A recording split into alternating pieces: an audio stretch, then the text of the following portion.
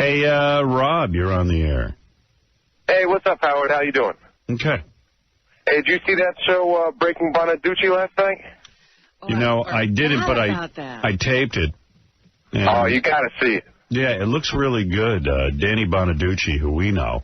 I've been reading about that, and I can't wait to see it. They taped him, and he's like a real train wreck. I mean, he like... Well, the first episode, he gives up alcohol, but then the rest of the season, he takes up shooting up steroids. And he turns into a real monster, screaming at his kids, ripping the camera away from the camera guy, turn it on them. Dude, I can't wait to see the next episode. VH1 entirely shifted their programming to all reality. They call it, celeb reality shows.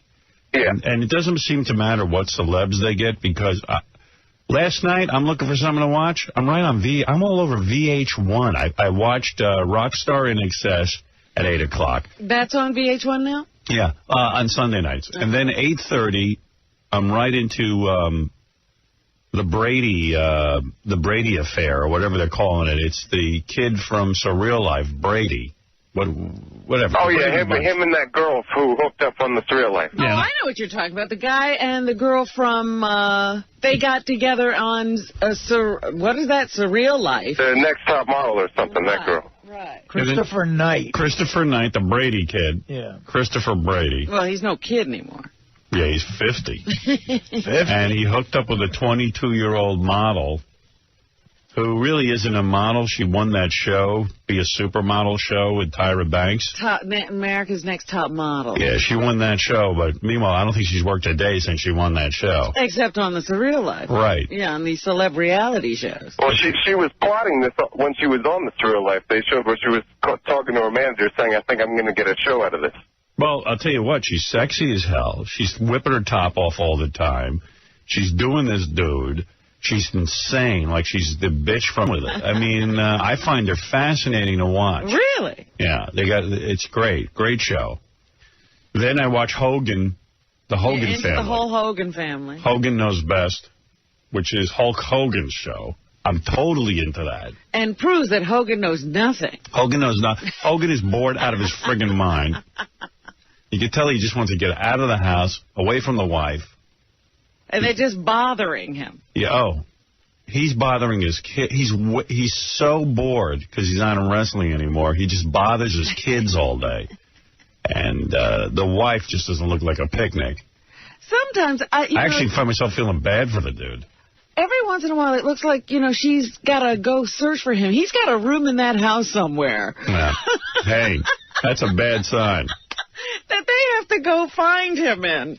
And he looks like he's still doing the juice because he's pumped and jacked out of his mind. He walks around comparing his arms to girls' legs because he just wants to be big. And really, that's all he's got is being big. And even kind of sad. At home, he's in all the get-up. Every time you see him, there's no downtime. He's not Hulk Hogan. Yeah. Once in a while, you'll see him without that do-rag. But now his daughter's trying to be the next Britney Spears. Yeah, and she thinks she's super hot, and he thinks she's super hot. I don't get it. Yeah. So that's that. But I like the show. I love watching the show. I like the Hulk Hogan family show. And then I was going to stay up and watch Breaking 𝗏𝗏𝐿, but I had to go to bed, man. I was tired, and Beth came back from this fashion. She went to a fashion show for Luca last night. And without me, she went with one of her hot model friends, 𝗦𝗫𝐿. 𝗦𝗫𝐿. She even got a model name. The two of them were practically nude and walking out of the house, and I was like, hey, I better be going to this thing. What's that all about? Wet bitches. It's to her, it's like going to the Super Bowl. Oh. Like she's never been able, like Beth models, but she's never been able to go to any of these big shows, So she was all excited. She got invited. So that's like a big deal. I didn't know. It was a big deal to her. I've been to them. Years ago, I went to one. I think you went with me, didn't you? Yeah, it was kind of fun, but, I didn't want to be photographed. Like, I would go if I didn't have to be photographed. That long, though. I mean, they walk out, and it's over. It's over. It's 2 seconds. She was home, by 9:15. She left at, 7 and was home. So I was home, and I just immediately whipped out my new 𝐬𝐿 DVD that Richard made for me. Did you actually take a look at it? Did I take a look at it? Of course I did. Richard, 𝐬𝐿's coming in today. I wish I looked better. My hair's all screwed up, and I'm a mess. I'm tired from the weekend, but I put in the DVD, right? As soon as she left, I had to check it out. What is it, like her Playboy video? It's every Playboy picture she ever did. Yeah. So it's just picture after picture? Do you have to, like, click on things, or do they just roll out? Well, you click on stuff. And then I don't know how he puts a DVD together. You get a menu on the DVD on your computer, and then you click on it. And then he had videos of her, like, dancing naked. It was great. Really? Yeah. Dancing naked? The only criticism I have of her is that she's very retro Bush. I mean, she's got the... Oh, like a big major... Yeah, big major Bush. Like, if she was my girl, I'd have to, like, take that down. Maybe she's changed. You know, that was a couple of years ago. I'll ask her when she comes in today. Can't wait to see her. Hope she wears a little outfit. No panties. Now, what is she famous for? She was on that dancing show. She was on the dancing show. What's the matter with you? I don't watch that. I have no 𝐬𝐿. Never seen a second of it. I have no care in the... I have to ask myself, are things already falling off that she's showing up here? No, she... who cares about her? I care about her. Artie, you care about her. I care about her early one. I can't wait to see what you Artie's going to care about her. Unless she comes in here all overdressed, like in a burqa. No, she'll come. She'll show up right here. Yeah. Yeah. How about did you see the video where she's in like a lifeguard's chair and her leg is lifted up? And no. It's weird. I didn't get that. Like some of them, like I only got two. One was of her dancing, but no music or anything. I couldn't hear anything. Then there was another one where there was lots of music and was part of the girls of Baywatch. Oh, okay. And apparently she was Carmen Electra's stand-in. She wasn't even on Baywatch. Yeah. Wow. So like her career wasn't going so great. I studied the thing. I watched it all like 3 times. I've been following her career for a long time. But I couldn't. I saw some stills of her as a lifeguard. Well, there's a video of her as a lifeguard where she's in a tall chair and she's got her leg way up and. She's spread eagle? Yeah, well, not totally, kind of from the side, but you see the bottom of her leg and the thigh, and oh, man, it's perfect. Is that what gets you going? Yeah, but I know what you mean, too, about the retro. When you finally slept with a girl just a couple of days ago, like it took you 3 hours to finish, and yet I'm sure if you just look at that leg and thigh shot on 𝐬𝐿, seconds. So, man, there's something wrong with you. Like you have an intimacy issue. And the other night when I was like, you know, when I finally had sex, I kind of had to like finish off myself. Really? Yeah. What's going on with you, man? That's 3 hours of doing it. I don't know. It's because his computer is filled with dudes. Seriously? You got a real issue. And you said the girl was hot. She was real hot, yeah. But I'm just so pleasure used to doing that. Yeah, I guess I'm so used to it. But you're with a hot chick and she's touching you. And... You'd think you'd explode right away, don't you think? Yeah, I should. Yeah, I have the opposite problem. I finally get near a real girl, like everything just goes off. Shoot off like a rocket. Like a rocket ship. Take off. Yeah, I could kill you before you get your pants off. One poor girl had to take the emergency room. A piece of her head came off. Real girls feel so good, you know, compared to the plastic ones. Yeah, they do. They feel great. So I had the 𝐬𝐿 DVD going that you put together. Oh, man. Nice compilation. Good job. Thanks. Glad you enjoyed it. Liked his work. He's good. Richard and his evil perv, like, laboratory. Like, I put the DVD in, and then right away my computer asked me, do you want... And did you see how I have the pictures labeled as, like... Super hot in folders? Yeah. Thank you. The effing hottest picture ever, and, like, that's how I categorize them. Oh, so did you go to the effing hottest picture ever? Yeah, of course I did. It was hot. He was right. Kid knows. Effing hottest picture ever. The effing hottest picture ever. All the best ones, I put the F word in front of them. Yeah. So anyway, so Beth went to this fashion show. And effing big penis.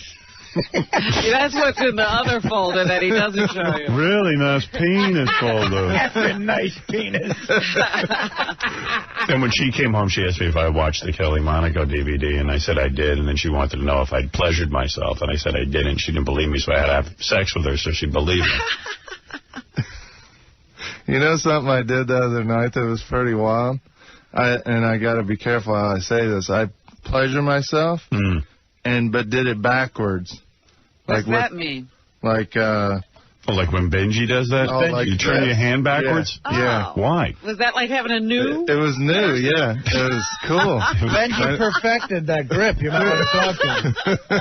That's a cool grip. It felt like somebody else, you know. Somebody told me you slept in bed with Sal over the weekend. Yeah, Saturday night. We did a comedy show, and he was real tired, so he came and slept in my bed. We watched a movie. And Do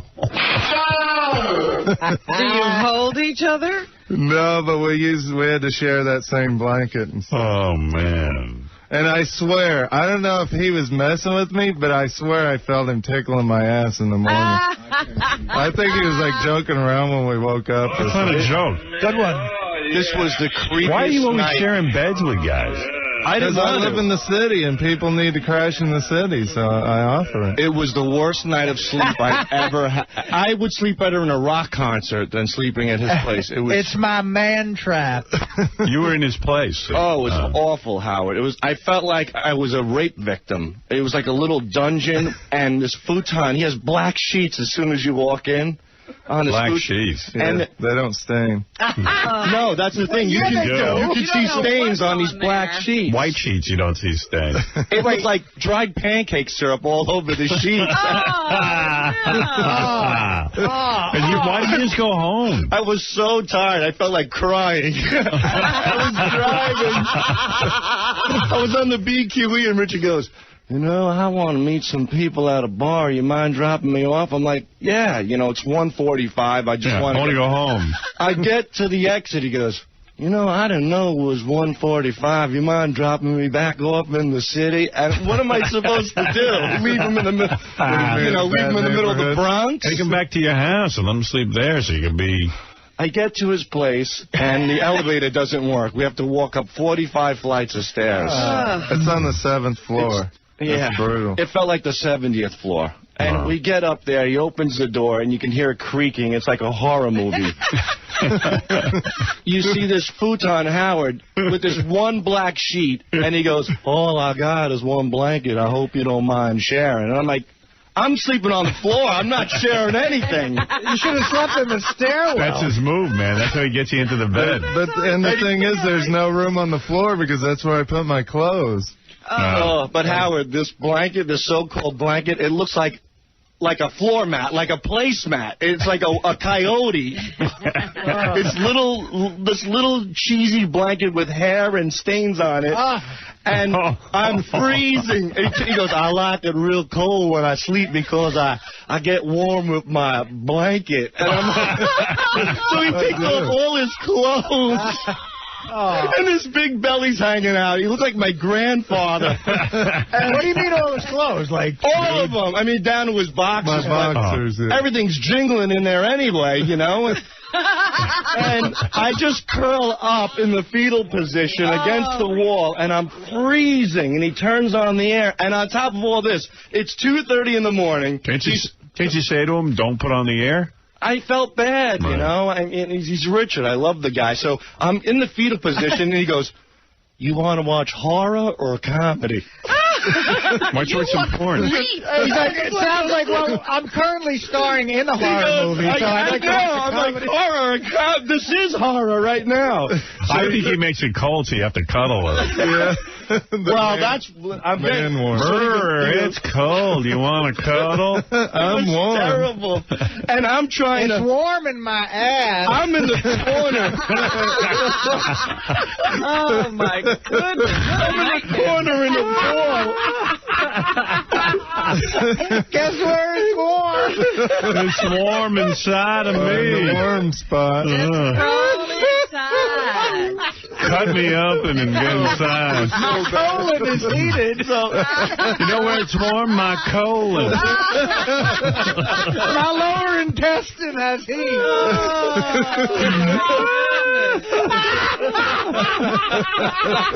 What a crazy My throat is warm. My saliva is warm. All right, I don't want to hear any more of this. Wait, but how? Yeah. Oh, my God. So now, every 20 minutes, I'm waking up shivering, like, you know, and it gets so cold, I turn around, and there's Richard. He's out like a light, you know. It's like a retard sleeping, not a care in the world. I'm so jealous of people who could do it. And I couldn't help it. I slowly picked up this floor mat blanket, and I put it over my shoulder. And when I did, my ass touched Richard's ass. I felt that, yeah. I woke up and that was it. Felt good. Oh. I got a Mission accomplished. Put your ass a little closer to mine. This is what I've been waiting for. You know what's warm? My ass cheeks. Boy, these shorts are rather cumbersome. I think I'll lose them. Hey, how did you get in my mouth? Don't you want a spoon? Welcome to the horror movie. So how long did he watch a movie for? Well, he goes, you want to watch Creep Show 2? I'm like, Creep Yeah, you're like Creep Show 1. This is Creep Show. Yeah, right. You're on the set of Creep Show. Did he put it in? He put it in. I go, dude, it's 3 o'clock in the morning. I'm freezing my ass off. Just shut the TV off. And then he falls asleep with it on, or no? No, he shut it off for me. He goes, I got something better. He goes, what was the name of the movie? Oh, I showed him a movie that I made years ago with my buddies in Missouri. And it's like the beginning of the movie is just a white shot on a pair of hog testicles. That's the whole Good thing. movie. Yeah. You want to be the girl or the boy? Wow. I reckon you like to be the bottom. You look like a hairy bottom. Oh, and another thing. When, I'm a power top. Before we got Primarily, but I can switch. Right. I'm kind of ambidextrous when it comes to gay stuff. Ambidextrous. Power everything. I'm a switcher. I can ream you with my left hand or my right. Let's play Roto-Rooter. I'm not like your wife. I won't say no. I'll do anything. I don't say no to anything. I don't care how big your wallet is. All kind of sex is okay with me. I don't mind if you're unshaven. Hold me. Yeah. You want to watch Breaking Bonaducci and Break Sal? We're just staring at pig balls all night, and he's giggling. And you're lying in this on the futon together. Yeah. Is there music when you're looking at pig balls? Yeah. There's a whole soundtrack. Nails stuff. Yeah. Got guys throwing rocks at the pig's balls. This is some movie. How long is the movie? It's like a 2-hour movie. It's too long. We only made it to about 15 minutes. Then we watched Creep Show. How many? You have the DVD for Creep Show too? Yeah. I watched it again last night. All the times you moved, how does that make it? Like, where do you cut off stuff? I've got a great library. That's why his clothes are on the floor. He's got to keep those DVDs somewhere. Yeah, Why did you watch it again? Because you forget. Yeah.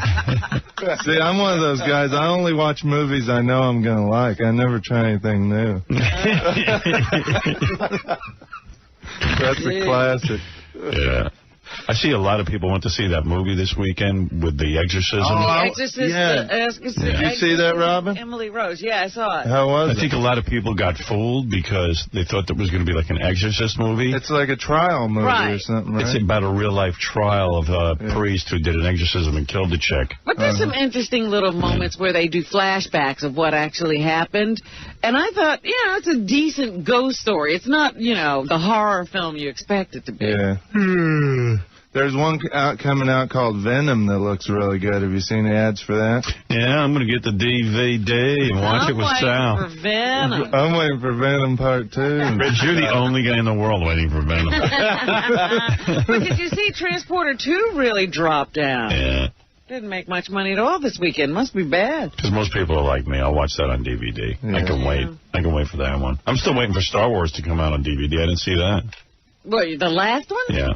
Oh, you could burn a copy, no problem these days. They're all over the place. Not that I have one. So did you really tickle my ass in the morning, or was I thinking Dude, about you were that? fantasizing. You're a freak. There's no way. It's funny, too, because I would stab you before I tickled you in the butt. he had to get up to use the bathroom, and it was like walking through a maze, because I got an office chair, I got clothes on the floor, and I could hear him fumbling around and having trouble making it to the bathroom. Did you have morning wood? No way. Morning cork, man. I hadn't any... Did you wake up with morning wood, Richard? No, but I did go in the bathroom and do myself while he was asleep, like after he fell asleep. Yeah, well, that's the thing. He goes, I can't wait to get home and, take care of it. I go, dude, I'm sleeping over. He's like, well, maybe I'll have to wait till you fall asleep. And that's exactly what he did. What a weirdo. Don't worry. Think about that. Don't worry. No. The bathroom is I actually had the Kelly Monaco Maxim. You can't wait till he leaves? I mean, you can't go 24 hours without pleasuring yourself? Well, no, because then it would have been Sunday, and I don't do that on the day before work, so I had to plan that so where I could do it on Saturday night. When are we going to contact the authorities? I wonder why? Why can't you do it on Sunday? Why? Because I'd be tired today. It'd mess up my whole week. Trains him. If you did it Sunday at like noon, you'd be tired? Well, then it'd mess up my whole day. I'd be too tired to go for a run and too tired to get groceries. Now you're making sense. He takes this job real seriously. Like, I mean, he's like a boxer. Oh, absolutely. He's not a real boxer. He's just a box. I just think just listening to this apartment, it should be condemned. Hey, if you want to see his apartment, we've got all the pictures on Vagina Corner, so you can look at Richard's apartment. It's pretty good. In addition, you got Baba Booey smoking pot in Amsterdam with Sal, and a whole bunch of pictures. Poor Sal's living through everything. He's got to go to Amsterdam with Baba Booey and tape him. Then he's got to sleep with Richard. Yeah. Well, go to howardstern.com. You'll see pictures. It's Vagina Corner. Click on that. You should have had a camera that night. I know, I should have. Richard, another story, too. I don't know if we should get into it now. What? There was a bunch of old ladies at the comedy club Saturday night, the show we did. Yeah. Like real old, like Richard 80s. really old, really. Yeah. And Richard started doing these real vile Christopher Reeves jokes. And they all started walking at him. And there was 4 left. They all had party hats on. They were there for some old lady's, like, probably 85th birthday or something. What club? Circles. Imagine somebody paid to see a professional comedian, and Richard gets up there and reading some crap you saw on the internet or something. And then I do this bit where I, like, pleasure myself Oh, in front what of a surprise. of my own face. Russian roulette. I did a set with Richard over the summer at that benefit you did, Sal. Yeah. Remember he came up, and he might be the dirtiest comic I've ever heard in my life. Really? Yeah. Was he funny, though? Yeah, I thought he was kind of funny. No, come on, be honest. Was he? I mean, he's a beginner. Right. Put it that way. Yeah. It's been getting pretty good. Hi, everybody. I just want to tell you about Christopher Reeves. First of all, the guy's name's Christopher Reeve. But, you know, who cares? He's dead. I want to tell you. I do. I want to tell you about Christopher Reeves. And you know right away the audience is like, oh, Christ. That's exactly. All of a sudden you heard, oh. Yeah, but see, I love that reaction, though. You love like the reaction of people leaving? Well, Yeah, I like that's that almost as much as a laugh. I love guys who are in comedy who convince themselves by bombing they're really good because it's not that they're funny, they're just offensive. Well, I didn't Or bomb, that the crowd doesn't get them. That's the big argument a lot of guys have. Can I? The crowd's too dumb. Crowd doesn't get my Christopher Reeves material. You want to? I would like to hear. Howard, do you want to hear the joke? It's pretty funny. I would like to hear some of his Christopher Reeves material. Yeah, go ahead. I said, well, I was reading TV Guide the other day. They're actually doing a remake of the movie Ghost, starring Dana Reeve. But the weird thing is, the movie only lasts a minute because Christopher Reeve's ghost can't get up the stairs in her apartment. You think that's funny? It's so bad, it's funny. It's terrible. I agree. It's so bad it makes me laugh. I don't even understand It doesn't even make sense. In the movie, Dana Reeve's character lives in a high-rise apartment. Do you think Christopher Reeve is in a wheelchair in heaven? Like, is he still confined? Well, that's what's so crazy about it, is if he was a ghost, he wouldn't be in a wheelchair. I see. And then I say, well, a lot of backstory. The whole minute of... Yeah, because he didn't tell us about the high-rise apartment either. Well, yeah, I forgot that part of it. But then I say the whole minute of the movie is spent with his ghost trying to press the elevator button with his head. Wow.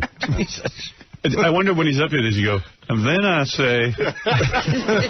He just goes along as he's on stage.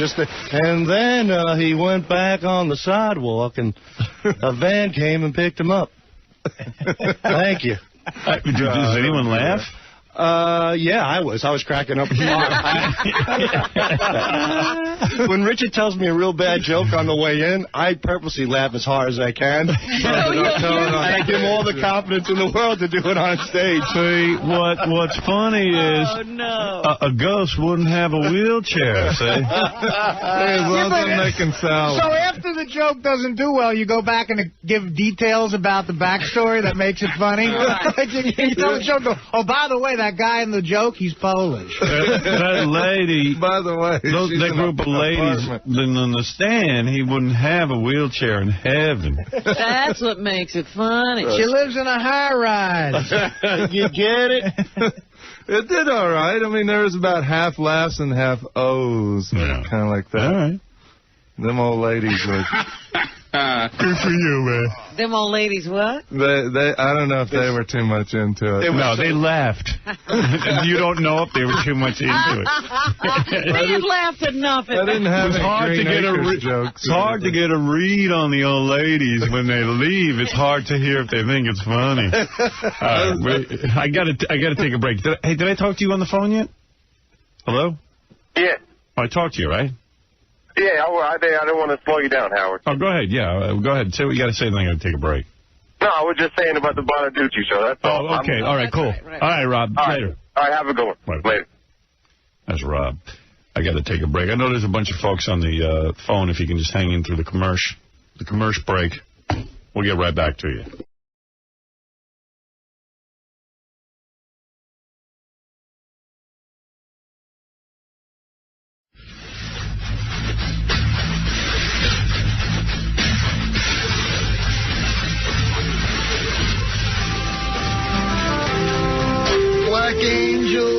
Black angel, Robin, when will you be mine? I love your luscious cans, I want them all the time. You're my black angel, Robin, when will you be mine? When the chief executives of television start worrying about only being in the mainstream, then we're in trouble. I mean, I'm a great defender of Howard Stern. I'm not saying I necessarily watch a show, don't watch a show, that's irrelevant. The fact is, Howard Stern makes the rest of us free. Because if we can go to sleep at night knowing that Howard Stern can be on television, then everyone else in the business knows they're okay. That I never have to worry about saying the wrong thing or I'll be censored. That makes us free. If you can knock Howard Stern off television, then everyone else in broadcasting has to suddenly worry, I better not say anything that is outside the mainstream. I better only say what middle America believes. And all of a sudden, we then get white bread television, and, we'll have television.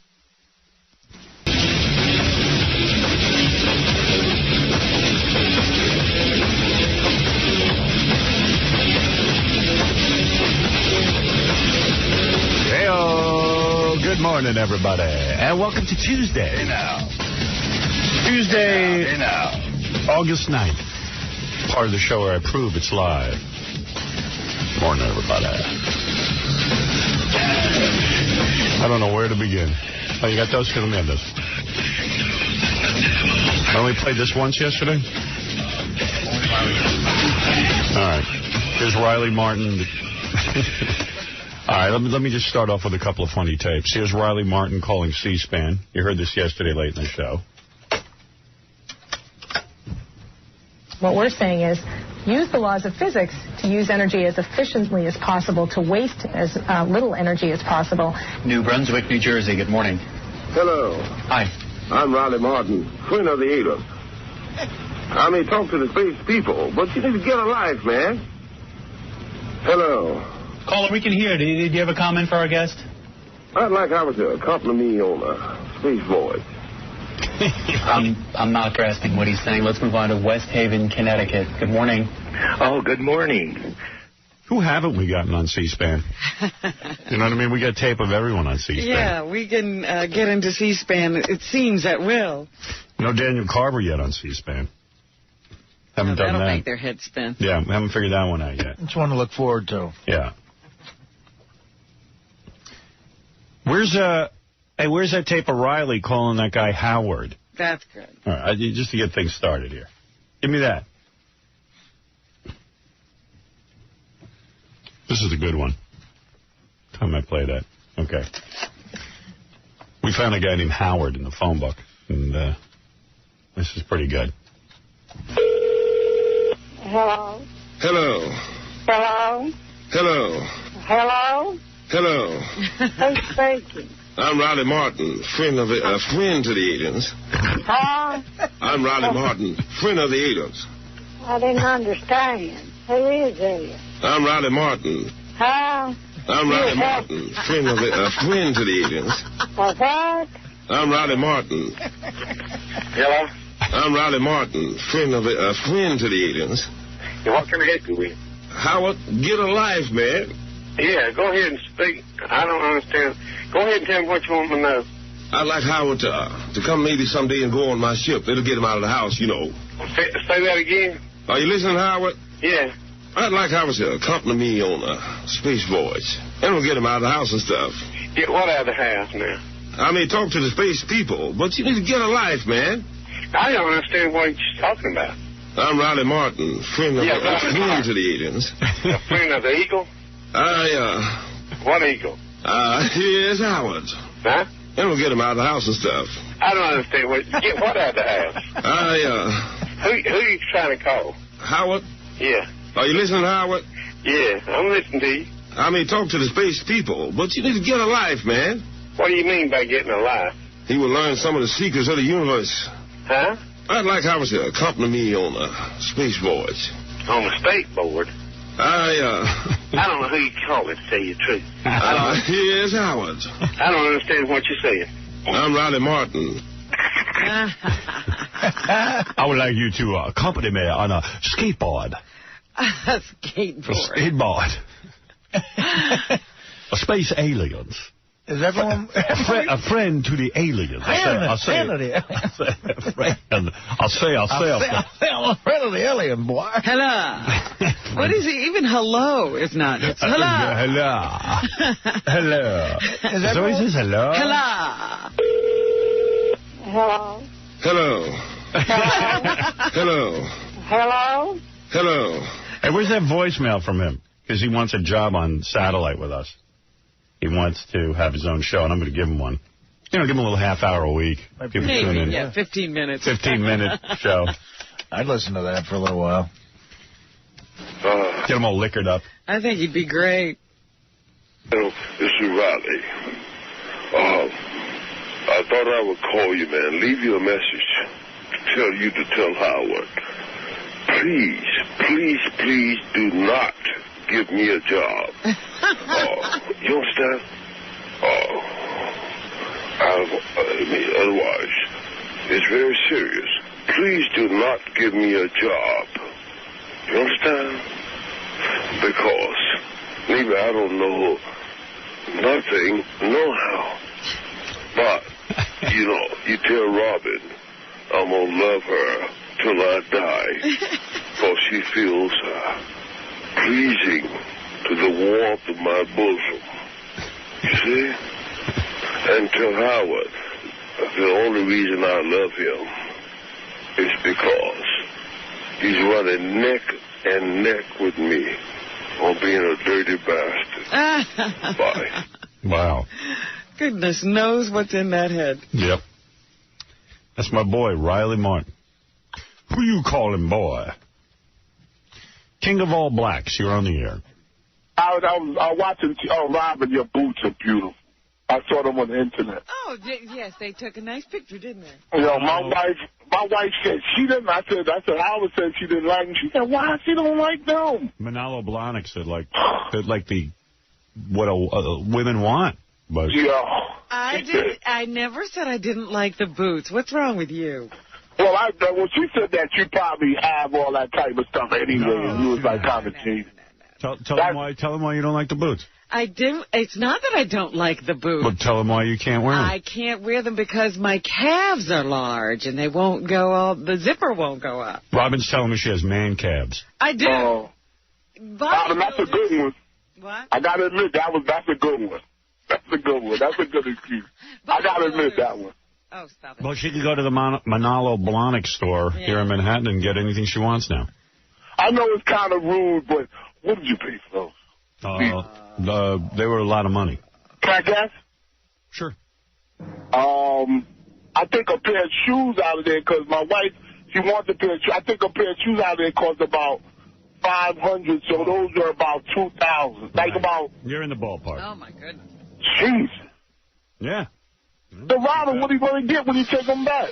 I don't know. I'd have to take a look, wouldn't I? They got all kind of woman crap there. Oh. No. Oh, okay, another thing, real quick. Eddie Murphy. A lot of people was, talking about why they broke up and how beautiful their marriage was. Why do you think rich people break up like that? Well, first of all, I'm kind of fascinated that Eddie Murphy announced he's getting a divorce, and it was barely in the newspaper. How'd he get away with that? I don't understand that at all. I saw it was like a little press release and nothing. Well, they were on, like all of those Entertainment Tonight shows was talking about it. I'm just thinking that, like, Eddie Murphy isn't that big a star anymore, I guess. I mean, well, he went into that whole children's movie realm, and I guess that doesn't matter. My divorce was on the front page of the paper for a week. Oh, yours was crazy. Yeah, but I'm saying Eddie Murphy's a huge star. Well, he's certainly very wealthy. Yeah. Well, he turned into a nice guy. You know, they don't like the bad, nice guy. They couldn't wait to do that to you.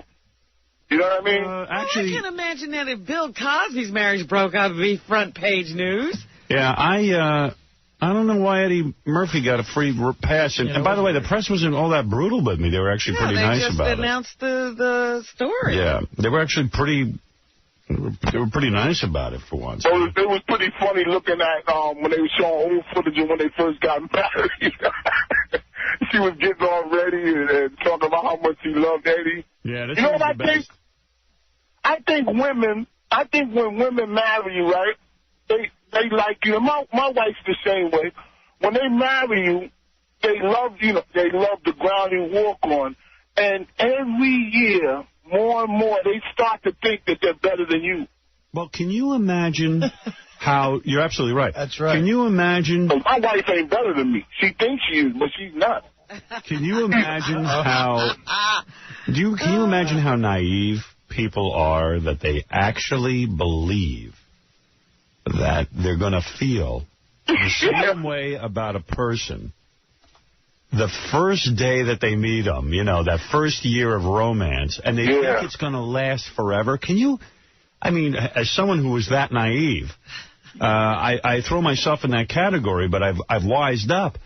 What cracks me up is now I'll look at like a 16-year-old kid, and he thinks the love he feels for his 15-year-old girlfriend is earth-shattering. Yeah. And no one's ever felt that before. Well, everything they see, this was going to take them through the rest of their lives. Yeah, it's... Well, that really doesn't come with age, because when I first met my wife, and just like everybody else, you get like a lump in your throat because you can't wait to see them. Now you run from them. Right, now you get a lump in your head. That you got to go home to. But I tell you something. You have to laugh at adults. I'm talking about people in 30s and 40s who really believe that somehow this romance is going to last. And then they're shocked. Gee, the intensity isn't there anymore. Well, that's it. What did you think? How did you... that's operating on a level of, like, I believe in Santa Claus. Well, it's operating on the level of a 16-year-old. Yeah. And then you're scared. Well, you're not scared. I'm not talking about me personally, but you're scared to say I don't love you anymore, and I want other women, so you stay in it and be miserable. Right. You know what I mean? Is that your case? No, it's not my case. No, seriously, because at least for my wife, she's a Hispanic girl, so she knows her place, but she's starting to believe that she's better than me. Like, and that's been happening for about 3 weeks now. You can't have that. Uh-oh. No. I can't have that now. No, well. Come on, King. And I got a joke for you. I got to go, man. Wait, please. You're just taking one up joke. all my time. Just one little joke. And I want to just plug my website. Just one joke. Because it's my birthday today, please. All right, hurry up quick. All right. Say happy birthday, yo. It's my birthday. Come on, dude. All right. It's a garage sale, right? A garage sale, and this guy is selling brains out of his garage, okay? That's already ridiculous. No, you know. A human brain he's selling out of his garage. Yeah, he's selling brains. He got a white brain, a black brain, and an Asian brain. Okay. So a guy comes up to the garage sale and says, well, how much is that white brain? And the guy says, that's $500. And the guy said, $500? That sounds pretty good. Well, how much is this Asian brain? He said, well, that Asian brain is like $700. So he said, oh, man, that's expensive. How much is this black brain? And he said, well, that brain right there is $7,000. He said, $7,000? Why is it so expensive? And the guy said, it's never been used.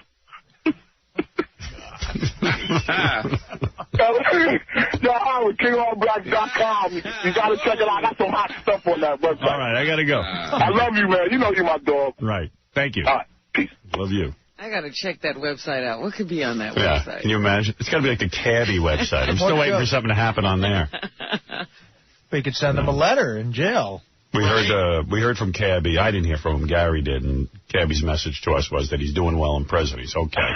Kicking ass. How many days has he done so far? He's got 365. Biatch. I don't know, like Right, 10, yeah. probably done about 3 weeks. No. 2 weeks. 10 days, like. Yeah, something like that. Wow. A little over a week. Yeah. So, I was going to play all the different people we got on C-SPAN. Here's Richard Simmons on C-SPAN. Next call for Stuart Bowen is from Baltimore, Maryland. Good morning. Welcome. Hi, my name is Marilyn.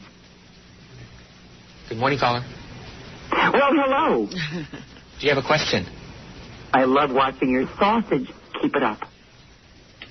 Okay, we'll continue with the next call. Hoboken, New Jersey. You're next. Good morning. Good morning. Go ahead, How please. Are you? Fine, thank you. My nuts, they get a little numb sometimes, and I get this tingling. The next call is West Haven, Connecticut. We seem to have one crank caller who is getting through, and we apologize for that. Good morning, West Haven. There you go. We only have one caller, and he's a crank. Right. He's a nut. All right, that's that. That's Richard Simmons. Here's Wendy the Retard calling C-SPAN. I've got about 3 of these, but here you go. Next is Essex, Maryland. Hello, Essex. Yeah, hi. They should, as far as the solid rocket boosters, they should put some kind of wire mesh over it or something to keep the stuff from falling off. New York City. What do you think? What do you think about how it's going to go on demand TV? Well, I'm sorry, what? What do you think about how it's going to move it on demand TV? Sorry, I don't understand what you're saying. Benton, Arkansas. Moving it along. She understood. Yeah. Here's Hank the Angry Dwarf. We made him live again on C-SPAN recently. And we may see a final vote on CAFTA, the Central American and Dominican Republic Free Trade Agreement, maybe tomorrow, maybe Thursday in the House. New York City. Good morning. Hi, this is Frank. They're the only country that should be part of the United Nations. Sit in my lap and we'll talk about the first thing that pops up. Let's go to Philadelphia. Hello there. And finally, for your listening entertainment, here is the star of Granny Porn, Blue Iris. getting through to C-SPAN. Sacramento. Morning. Thank you, C-SPAN, for taking my call. Unfortunately, I am a victim myself. My grandmother suffers from the flu, and she doesn't have any government assistance. She's here with me. I had to quit my job to take care of her. I'm getting myself hot. I'm not sure where that question was going. Let me ask in closing. Wow, they're good at just remaining calm. Yeah, and on target. Yeah, they're C-SPAN. They don't get aggravated. Hey, Nick, you're on the air. Yo, Howard, what's up, man? Listen, I just wanted to let you know that earlier when you were mentioning about how naive people think that they can feel the same way about their wife later down the line, I am the exception to that rule. I've been with my wife since we were 15 and she was 13. After high school, we got separated, and I wound up getting married to somebody else for 4 years, but found my way back to her. And my love now for her was so much better than it was when we were 15 years old. Yeah, I don't want to, look, I got to tell you something. Like, my relationship... How long have they been together since they got back? They found each other again. We've been together now for 6.5 years. Yeah, I got to tell you something, though. Like, I've been with Beth now 5 years, and I can't imagine... Like, I can't imagine a better relationship. I mean, I'm having a really good time, and we like each other so much. Forget about love each other. We like each other so much. We like hanging out with each other so much. It's all cool. But, there's a part of me that, wants to say to you right now that this will always be this way. But we've even had a pretty mature discussion about that. We're like, we better just take it one day at a time, like an alcoholic. And make sure that thing goes smoothly, because you never know. You just don't, Well, that's why it's okay, because you're not saying that's it and putting it on a shelf and expecting it to stay that way without nurturing it. Yeah, I think so. That's what people don't do. They all of a sudden say, well, that's done. I found the love of my life. It'll take care of itself. Right, it doesn't. Well, I agree with you there 100%. But one thing I can say that's different between me and my girl Jen and you and Beth is the fact that we've known each other since we were 15 and 13 years old compared to you and Beth knowing each other at your later adult years. That's true. What I mean? Well, she's not in her later adult years. I am. Yeah, but the point is for you that you two had a break and you had, probably terrible relationships. You know to appreciate each other. Yeah. Well, you know what, though? But in all seriousness, 6 years ain't that long. Honestly. That's right. It's not that long. We have 6 years in our mature adult years, and then another 5 years, 4.5 years in our childhood years. So we got the best of both worlds in different times of our life. Well, there you go. I mean, that's very encouraging. Thank you. You mentioned alcoholics. My love for booze is just as strong as it was when I was 15. Yes, more so. Maybe more, Robin. I may need it more. Hey, Vince, yeah, you love alcohol. I think I need it more now than when I was 15. Hey, Howard, how are you? Hey, brother. Hey, listen, first of all, I want to tell you that I love you guys. I appreciate so much everything you've done, how much you've made me laugh over the years. And I'll tell you something. If I wasn't in such financial destitution right now, I would send you guys each at least $10 just to show you how much I appreciate it. Well, thank you. In fact, if more people in the audience would do that, then we'll be all set. Yeah, those people who are not financially devastated right now, yeah, pop up. We have a lot of wealthy listeners who $10 would not be too much to just send us cash in an envelope. Sir, right? how about $5, sir? Okay, well, if I can, I will. Yeah, you've got enough money for $5. Yeah, how much can you send? Well, that's sort of what satellite... Maybe $1 for each of you. That's what satellite radio is, in demand, I guess. It's kind of weird, like, this will be the first time in my career my boss will actually be the audience. Yeah. I used to be able to go, hey, man, screw you guys. I'll do whatever I want, but now you guys pay the bill, so... But now, it's time to turn into that televangelist. Yeah. Hey, you know what? They seem to get a lot of money out of people. Yeah, and they don't give you anything but good luck. Right. You know, a while ago, I live in L.A., and a while ago... That should be I can't get a word in today. I know. That should be my pitch for a satellite and for In Demand. I'll be just like, you know what? We're going to bring you tremendous good luck with God if you sign up. You need this. Yeah. I'll tell you one thing, though. I will never beg people to sign up for satellite or In Demand. I just won't. I mean, it's like, hey, I'm never gonna sell a bow tie or a tie like Rush Limbaugh. You'll just invite him into your prayer circle. Yeah, I'm just gonna I'm just going to do my show and hope for the best. That's all. You got to see the latest thing Swaggert's selling. What's he selling? It's a new Bible that he's put out, like a leather-bound. It's just the Bible, but with a different encasing or something. It's like $80. It's like with a straight face, he goes, this brand new Bible. And he's almost crying, you know, and his kid is there. His son's in the business now, you know. And does his son look like him? His son, yeah, a little bit. You can see the resemblance. Yeah, he's really young looking, but... Do you think he sat down with his son and had that discussion, like where he sat there and he went, like, look, man, I'm going to come clean with you. Right. I don't believe in any of this crap. I bet he did. You know, but like this is an excellent way to make a living. It's a business. People are dupes. Right. We're gonna fleece them for everything they've got. We're gonna sell them a $4 Bible for $20 or $80. I may be cynical, but I think he did have that conversation. Yeah. I think it is the same as any other family business. Yeah. Come here, I'm going to show you the ropes. Or do you think he just, like, even this kid's like, you know, I'm really into my religion. See, his kid to me seems like a swindler. I don't know, like when I hear him. Well, so does Jimmy. But even more so. Really? Because you know the kid's not pulling it off. At least Jimmy came into it on his own. Yeah. This kid, I don't know. I don't buy him as much. Yeah. What, are you buying the $80 Bible? You know what I think? I'm thinking about it, Robin. Where do you get Jimmy Swaggart on your TV? Because I never see him anymore. Flipping around. One of the religious stations. Boy, that teaches you that anybody can rise from the ashes. I mean, there's a guy. Didn't he get caught with a hooker? Everything. Yeah, cheating on his wife with a whore. Yeah. And he's right back in the swing of it selling $80 Bibles, man. You gotta praise that dude. Hardly missed a Sunday. PL, praise the Lord. That is with a straight face, just boom. $80. Jimmy Swaggart's the best. And then they have a retreat. He might be the lowest form of humanity on the planet. It really is despicable. Yeah. There's no other word for it. Because we played him not too long ago carrying on about homosexuals or something. And he was acting so righteous. Yeah. Yeah. He's worried about the homosexuals. Then there's a camp you go to for like 2 weeks. It's a few grand. Jimmy Swaggart camp. That's got to be fun. That must be a ball of laughs. The kid runs the camp. I wonder if Jimmy's still doing broads on the side. I mean, he's got to be, right? Hey, look, man. Who knows? Maybe he's reformed. Maybe it scared the crap out of him, because what else could he do in life? Except get up there and sell you $80 Bibles. You think he would give up women to keep doing that? I don't know. He must have found a way.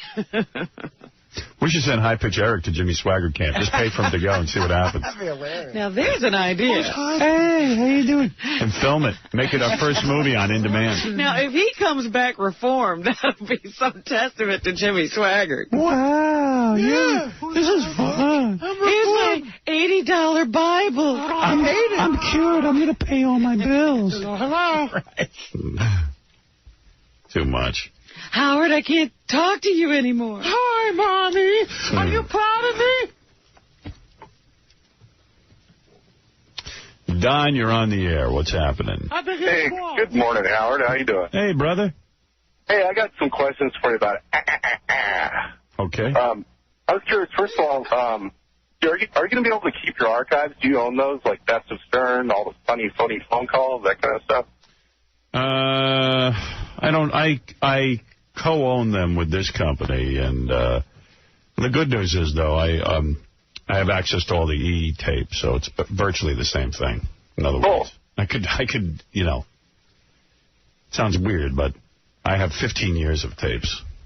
Right on. Because I was wondering about it, you know, like Channel 9, that stuff just disappeared. Channel 9 is ridiculous. Channel 9 would never sell me those shows, and I don't know what they're ever going to do with them. They can't do anything with them without my permission, so why they wouldn't sell them to me is beyond me, other than the fact that they have a hostility to me for some reason. I find that every company has hostility to me.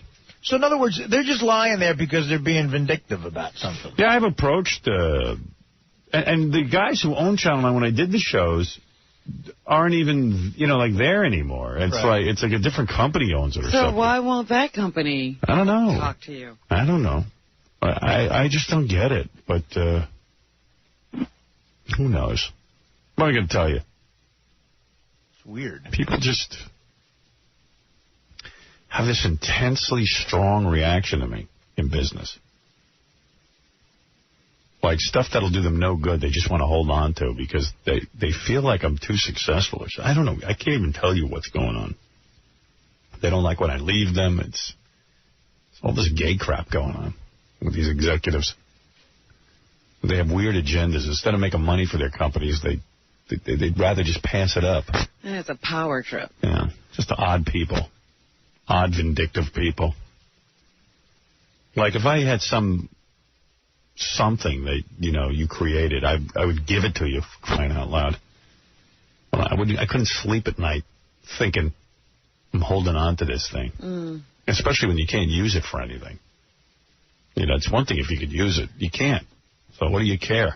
I think Robin's right. The one thing that trumps money with a lot of people is power. That feeling like I got something. Yes. Yeah.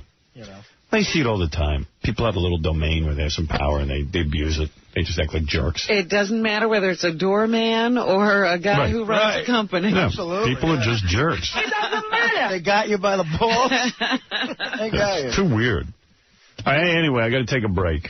Hey, can you guys stop putting up signs? It's been 30 minutes. I know. I can see the clock. Crying out loud. It's just so friggin' annoying. At my computer. It's been 30 minutes. Who cares? I don't even care. I'll get to it.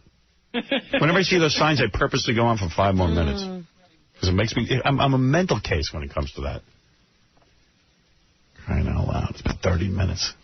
I know it's 30 minutes. I can friggin' read the time. But need some extra attention. No, I'm going. I started the doctor and stuff at Howard. I want to thank you guys because sitting here, listening to you guys do the news, keeping me laughing, man. All right, that's all that counts, Karen. I wish you luck with your problem. Yeah. Thanks a lot. All right, Karen. Bye. Bye-bye. Karen, see, Artie, see how ridiculous he's sounding? You can't come into work? Double up the Xanax. You're only on Xanax now? What are you on now? No, I'm not on Xanax. What are you on? No, Paxil. Oh, sorry. No, but Xanax gets you high. Xanax is... of course you do. We know. Yeah, Artie's like... You guys know. I insulted him. Yeah, how dare you? I don't know anything about this stuff. Xanax is like, What? People go to rehab to get off of Xanax. Oh. Yeah. What's Paxil? Paxil's an antidepressant. It doesn't get you high. And what was the other one you was on? Depakote. What does that do? That's like a mood stabilizer. None of them get you high. How do you eat, you baby gorilla, when you're all depressed? She kept saying, you got to eat through it. Somehow you eat through it. Eat through the depression. Were there days when you didn't want to eat? Oh, really? Oh, yeah. Absolutely. That's when he knew something was wrong. You don't want to eat. That's the worst. Right. That's depressing. I'm glad you're back to eating like a pig. I eat. He must be better. Honestly, I stayed thin because of stress from now the movie's over, the floodgates are open. You got to see what I ate this weekend. Oh, my God.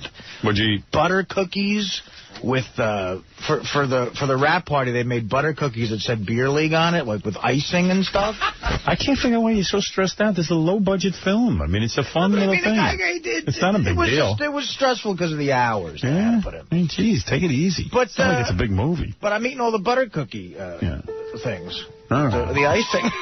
All right. What else is in the news? Dunking them in ketchup. Well, we can applaud, as they did in Mission Control in Houston today, because the space shuttle landed safely. Finally.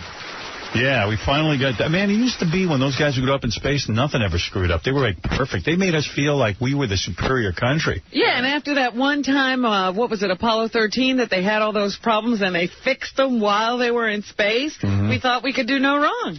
No, everything, something was hanging off the space shuttle. Little pieces of...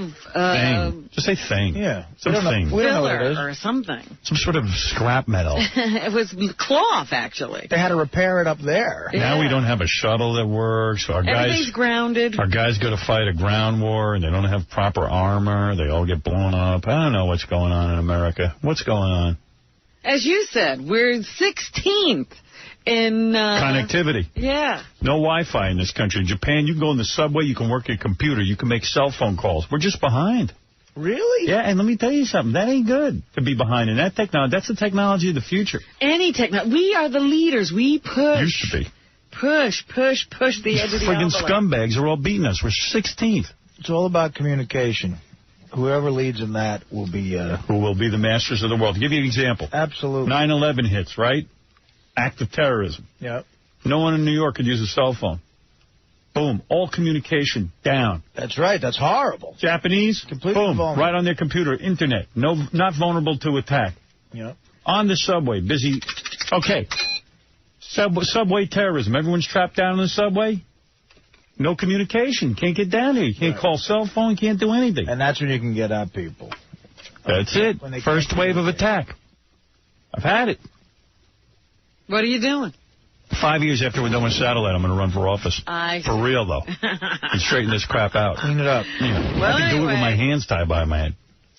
Tie my hands behind my head. So you run things. The shuttle Discovery touched down in Florida this morning. Fellow astronaut Tom Jones says Commander Eileen Collins deserves to be congratulated, as do the rest of the 7-member crew. In fact, all of NASA. D5. You're going to make me do some work? Yeah, turn around there and get busy. All right, what is that, D5? Yeah. Who is this again? This is Tom Jones, an astronaut. Tom Jones, that guy was good. Used to have women throwing panties on stage. Yeah. Not the Great landing by Eileen and the crew this morning. Everybody can take a lot of credit in how well this spaceship has performed. But they do say they have a lot of work to do now. They have to find out why things keep breaking. Here's Engelbert Humperdinck. Oh, stop. Report. And why the foam keeps falling off the fuel tanks and jeopardizing the tiles. They've got to figure that all out before we can launch another space shuttle. It was announced yesterday that Westchester County DA Jeanine Pirro will kick off her campaign for U.S. Senate. She's kind of hot looking. By crisscrossing the state. Jeanine Pirro is this woman. She's going to challenge Hillary Clinton. Hillary's going to kill her on it. Well, yeah, she's beating her in the polls right now. But among the stops she'll make will be, well, she used to be Rochester, Buffalo, White Plains, and New York City.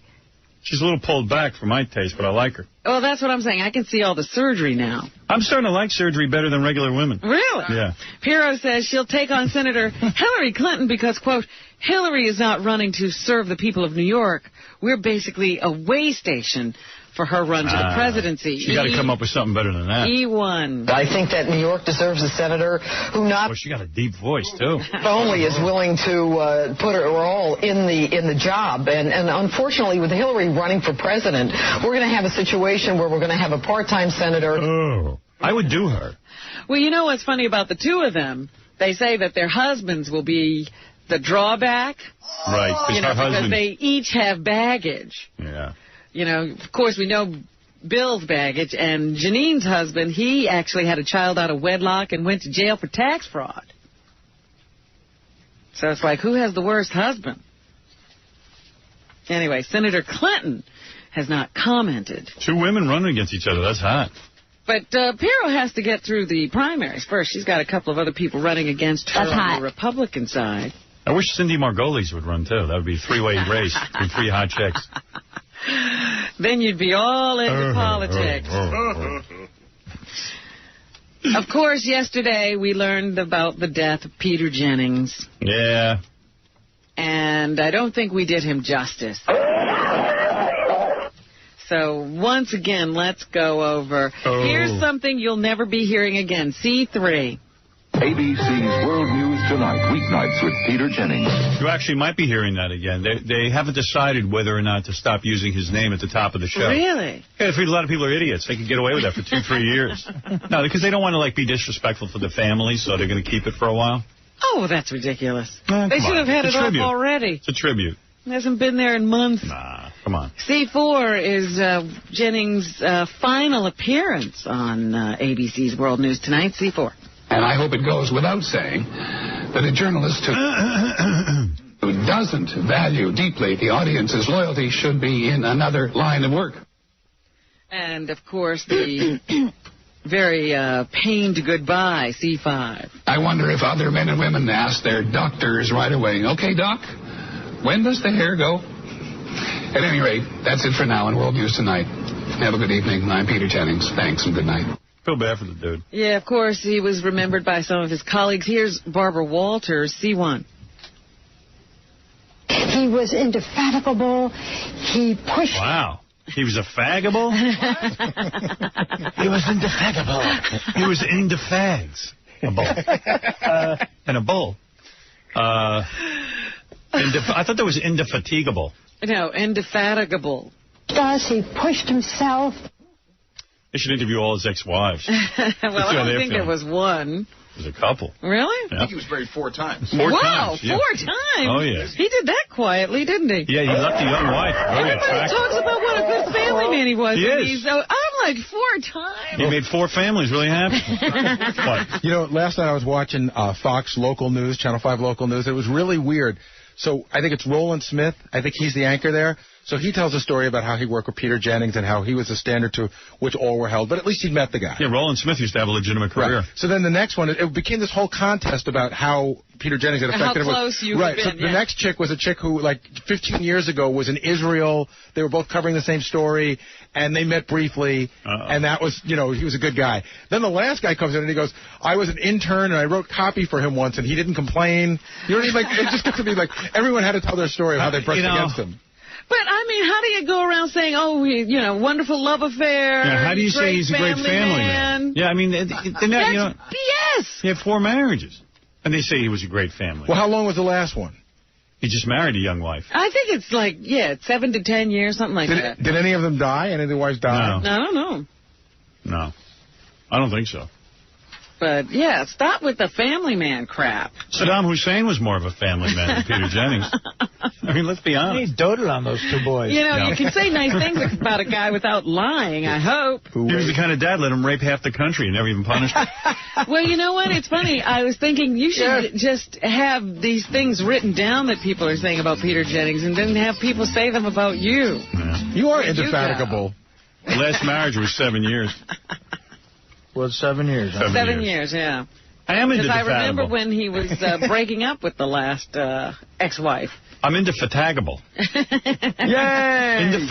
Indefatigable? Indefatigable. No. Indefatigable. Stop it. That's it. I can't say. Indefatigable. No, indefatigable. Indefatigable. Yeah. He was indefatigable. He was indefatigable. Expialidocious. Well, all I would ever say about you is if you died is that you never got tired. Just say I'm indefatigable. Indefatigable. He was indefatigable. He was juxtaposible. He was juxtapositionable. He was clipoxable. Yeah. And his repertoire. Here's Barbara again, who says Jennings was a high school dropout. And I think this gave him an insecurity that made him want to know everything. He studied so much, and he would ask us questions and make us do more homework than perhaps we ever thought of. He was anaerobic mitochondriacal. Actually, you know, what she just said there was, he was a pain in the... Assable. He was anaerobic mitochondriacal. He used to make them do more work than they needed to do. He was really a pain. He was acrobatical.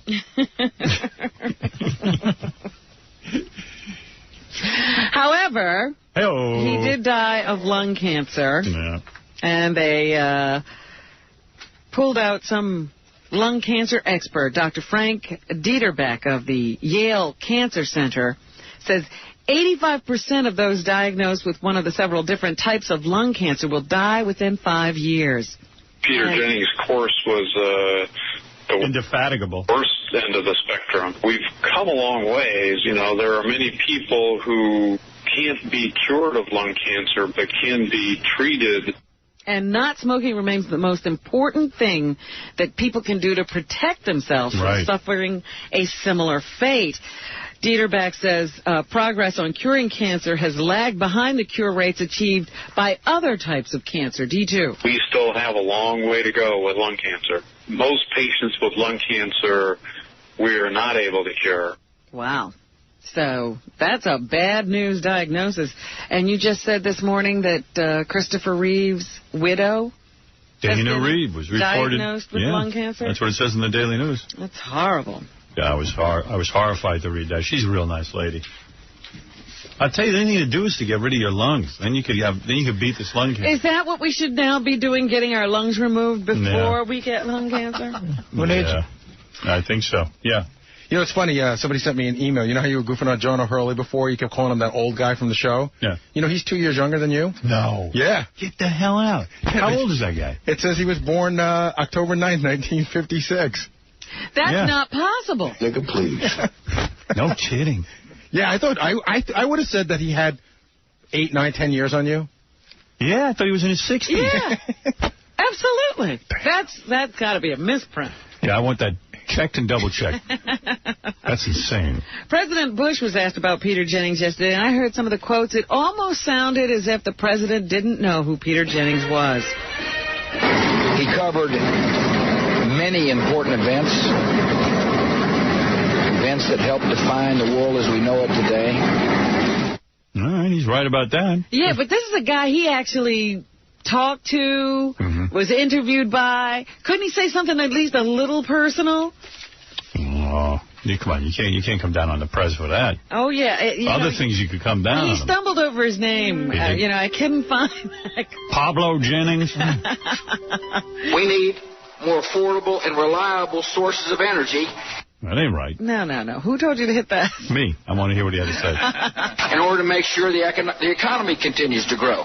It's an economic bill. It's also a national security bill. He's talking about the energy bill he just signed into law yesterday. That's the one that's going to extend daylight savings time. Yeah, I'm for that, by the way. I like the extension of daylight savings time.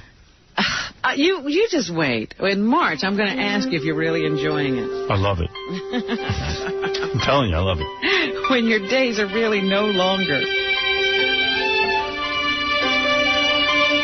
I love it. All right. We're also remembering today a prominent black businessman who has died. Leaders in Chicago's business and civic community are remembering the life of pioneer, publisher, and executive John H. Johnson. Johnny Johnson. That's correct. Johnny Johnson. Is that the guy from BET? John H. Johnson was Ebony and Jet magazine. Yeah. Johnson product. He's a young guy. No, he wasn't. He's 87 years old. Oh, I thought he was a young guy. No. John Johnson was like a big deal. Absolutely. He started those two magazines. The Reverend Jesse Jackson, who worked for Johnson in the 1960s, said he influenced the whole world of journalism. Who's the publisher of Blacktail magazine? Was that Johnny Johnson? No. Yeah, when are we going to honor him? Blacktail. Blacktail. Didn't John Johnson also invent the stoplight? Stop it. Yeah, that was him. You're being ridiculous. Now, this is a crazy story. A Queens man allegedly grabbed a 9-year-old girl yesterday, molested her in the bushes of Astoria Park, and then ran away from the scene when the girl kept screaming. He actually punched her in the face and tried to stop her from screaming. She continued to scream, and so did her sister. Some neighbors or people who were around the park started running to their assistance. He ran away, but he was later nabbed when, after the police arrived, some of the witnesses pointed out his car that he had left in the middle of the street. So they were able to go to his house and arrest him. Right. People were quite surprised. It was a 23-year-old guy. These sick bastards. Who had been, I think, a security cop at some place. But anyway, he's never had a criminal record before. But, yeah, he just grabbed this girl in the middle of the day and dragged her into the woods. So, and they pretty safe neighborhood. Everybody was saying this stuff doesn't usually happen around here. And then, of course, they're trying to find replacements for Peter Jennings, and one of the names they're mentioning is Elizabeth Vargas, and her husband had a brush with death. I know her husband. You do? Yep. Mark Cohn? Yeah, he's a songwriter. He wrote a famous song. I've got the song right there. What song? Walking in Memphis, me too. This song.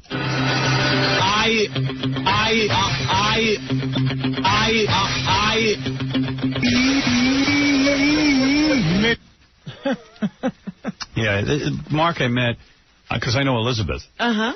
And they met, they got married. This guy, nice guy, very unassuming guy. I used to look at him and go, how'd he get her? But nice guy. Grammy winner. Yeah, it's a freaky story. He was driving with his band. I guess he has a band. Yeah, he was in the back of a van, I guess, more than a car. Some guy who didn't pay his hotel bill was trying to elude cops because the cops were called. He goes over just randomly to the van where these guys are, and he says, "Let me in." When they wouldn't let him in, he unloaded. And the van driver, I think, tried to drive away. So he started shooting. And I guess one of the bullet fragments hit Mark in the head. Well, it lodged in his head. It did? Didn't break through the skull, but it was stuck right in his head. Wow. So it was protruding. And they took him to the hospital and had it removed. And luckily, he's okay. He's going to be fine because it didn't break through. Yeah. But freaky accident. And, yeah, his wife is anchorwoman Elizabeth Vargas. Elizabeth's real hot. Beautiful. If she was a widow, I would have to go console her. I was hoping. You put this guy up to Well, I saw it on the news, and I went, I might have to go console her. Yeah, I know she is. She's good looking. She's a doll. Yeah. He's very lucky it wasn't a fatal shot, because wherever it was because I'd be right on top of his wife. Yeah, he'd have lost his wife. Here's another one of his songs. Yeah. True Companion. I'm asking you to be my true companion. Probably wrote this for Liz. He's not at war with 50 Cent, is he? Because how much money? Yeah, how often do you hear these songs? I got to figure she's the big wage earner there. He won his Grammy in 1991 for Best Newcomer. That's the Kiss of Death move with the bullet. We're talking about him playing his song. I think so. It took 14 years to figure out how to, capitalize on release a porno of him doing Elizabeth Vargas. Oh, jeez. I don't know if that'd be good for her career. Yeah. I think so. I think it'd be good for her. She'd get that Peter Jennings slot. All right, take a break. We'll come back, finish the news right after this. Black Angel. All right. Black Angel. Thank you, Robin. Let's go right to news. I'm not going to listen to that. Very good. I just wondered if you saw the Rush and Malloy column. I love reading about Scientology. They're telling a story about how Tom Cruise almost became disillusioned with the church, but they say he had already reached the Thetan 3 level. Thetan? Is that Thetan? I don't know. Thetan 3. Of instruction. Listen to this, in which true believers are said to learn... Take that sucking candy out of your mouth. I can't understand you. Come on, honey. This is radio, big time. Nobody heard that but you. Everyone heard it. Anyway, he had reached the Thetan 3 level of instruction, in which true believers are said to learn the story of the cosmic ruler, Xenu.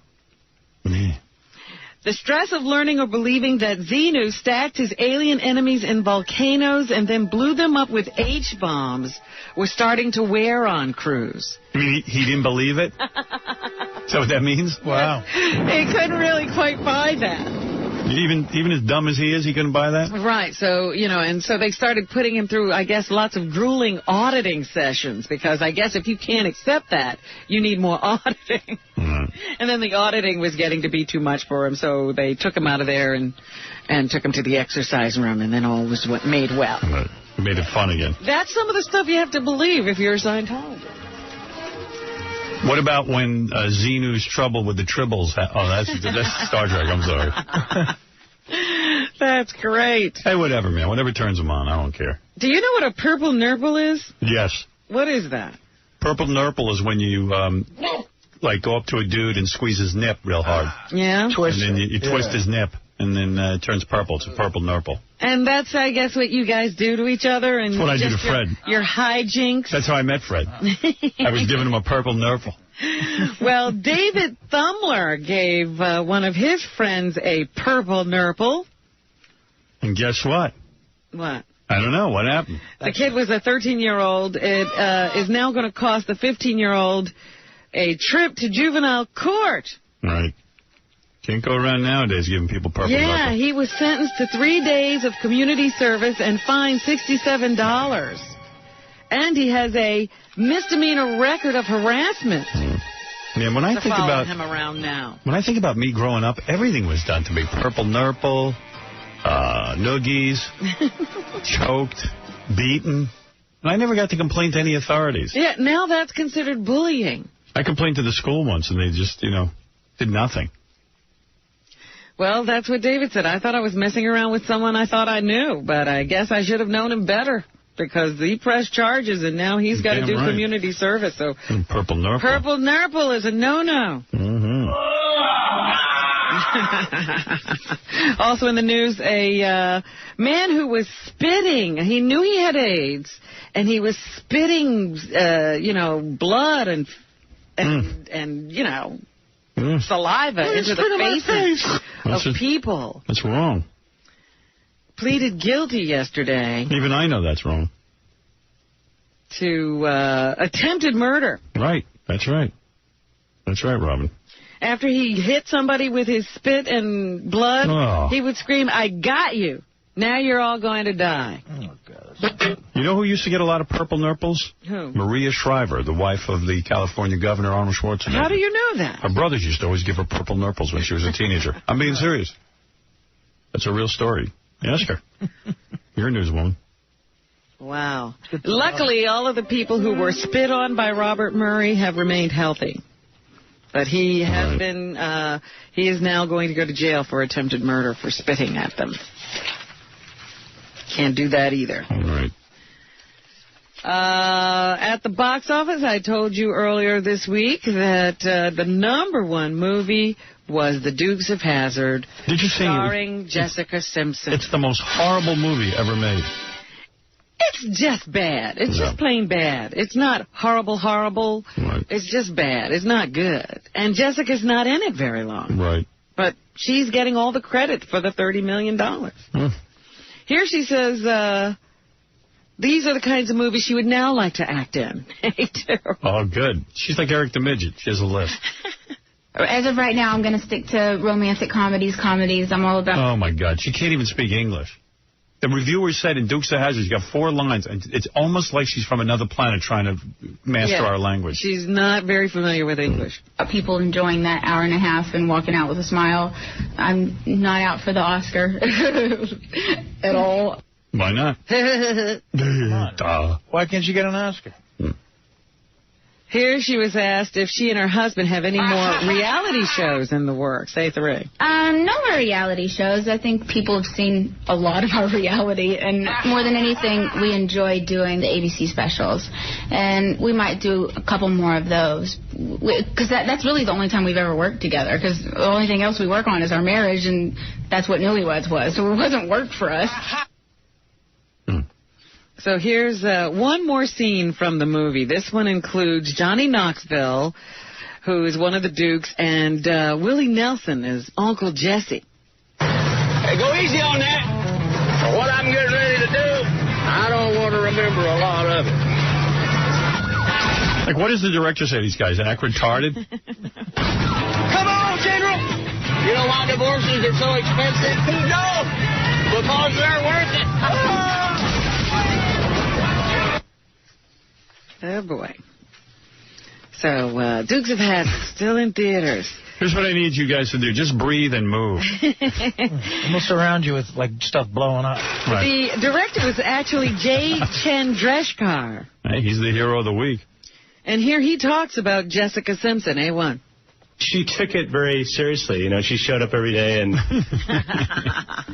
had her lines memorized and was trying to be an actor. I think she was kind of smart for choosing a smaller role, you know, a role that she didn't have to, you know, when these pop stars try to carry movies out the first time, and it's What's his name? 𝐭𝐮.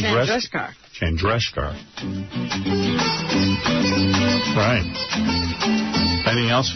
And finally, there's something called Skeleton Key that's about to land at a theater near you. That sounds like a cool name. What's that about? That's the new Kate Hudson film where I guess it's a... skeleton movie? Horror movie. I'm into skeletons. Skeleton Key. I know what a skeleton key is. All right. It's an old key. It's one of those, yeah. Yeah, I've seen that. So it has something to do with unlocking secrets, I would imagine. Gina Rollins is in the movie. Wonder if she ever got a purple nurple. Here she shares her thoughts on Kate Hudson. Just for Kate to come in the room, it's fun. Everything gets... She's a genius. She has that fun. She walks in the room, things get better. Mercury leaves the air.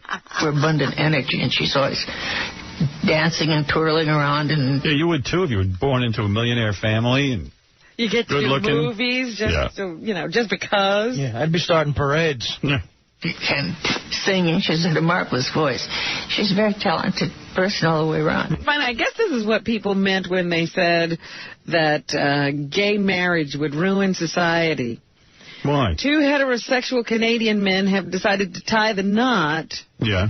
So they can enjoy the tax benefits of being a married couple. There's nothing wrong with that. If they want to get married, let them get married. Bill Dalrymple and his best friend Brian Penn are taking advantages of Canada's new same-sex marriage legislation. Mr. Penn told the Ottawa Sun, "I think it's a hoot."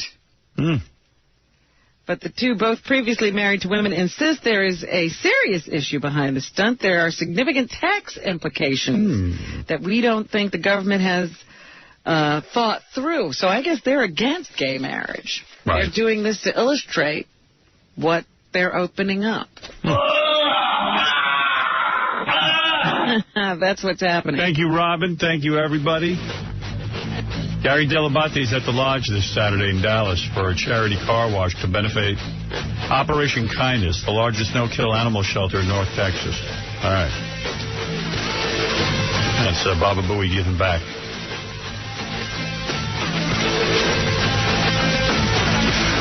We'll see you tomorrow. Thank you for everything.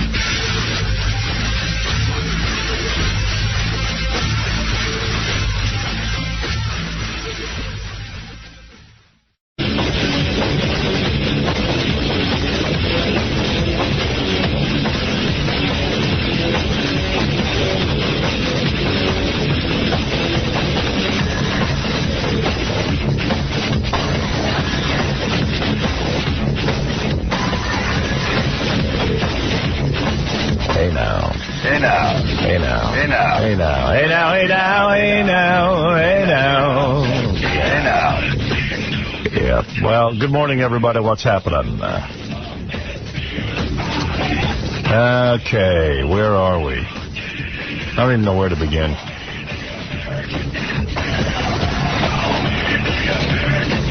Big day yesterday. I don't even see a thing about it in the newspaper. I can't believe it. The American public's been duped again. Wow. I'm home. I'm reading the computer at about, I don't know, 1 o'clock in the afternoon yesterday. And, oh, God, you should see the amount of bleeps on the show. Really? Yeah, I'm getting crazed. You should see how many times they hit the dump button on our show. Oh, no. Friday, June 18th. Let's see. 1, 2, 3, 4, 5, 6, 7, 8, 9. It's only 9 on Friday. Richard Jenny said, fine 𝗏𝗏 comes out of each nipple, and they bleeped it. I'm beside myself. I just don't know what to do anymore. I don't know what to do about the radio show anymore. I'm so done with it. Well, it's done with us, too, as of yesterday. Yeah, I'll get to that in a second, Robin, but... Whoa, what happened now? But I'm just so disappointed in the way it's all going to end. See, dumps for Monday. They dumped 15 seconds of Taylor Rain moaning. Just the moaning. Well, yeah, and then I said, this is actual sex tape of Joan Rivers. That was evidently way too much for the American public and community standards now.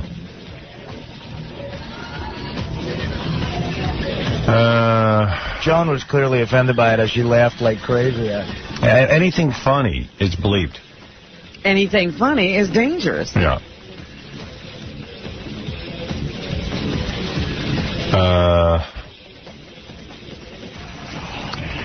I don't know. And I used to go back and argue after every show. Now I just throw my hands up in the air and I go, you know what? How can you argue anymore? Let the Tom and Dead Air Dave show go on back there and, let them do their thing. Because what am I going to do? It doesn't matter. The show went on the air and they bleeped it. Mm-hmm. So, I mean, what am I arguing about? Yeah, it's already done. Yeah.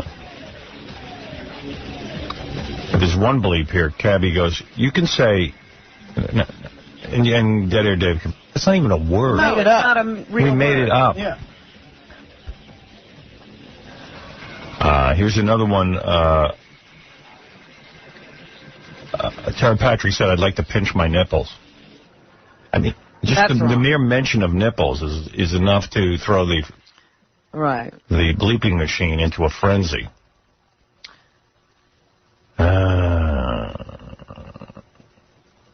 I don't know.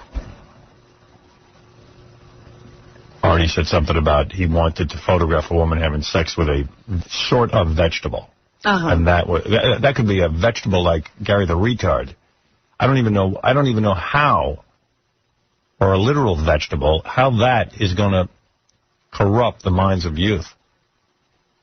I don't know even that. I mean, we have like a ridiculous situation going on here. God damn, I look at these lists. Maybe they should send them to me one day at a time, because when you see 3 days in a row, it looks like pages. Devastating, yeah. You know, it seems like the show is just whittled away. It sucks because you think you did a good show, and then you go home and you wonder what people heard. Yeah, that's true. But yesterday, putting the nail in the coffin, I mean, this is unbelievable. The American public was bamboozled yesterday. You, the taxpayer. Yeah. There's a guy I've told you about. This guy's name is Senator Brownback. Yeah. He's from Kansas. And to give you an idea of what a kook this guy is, he's the guy who, what is he best known for? Washing the feet of some of his staff members because he wants to be more Jesus-like.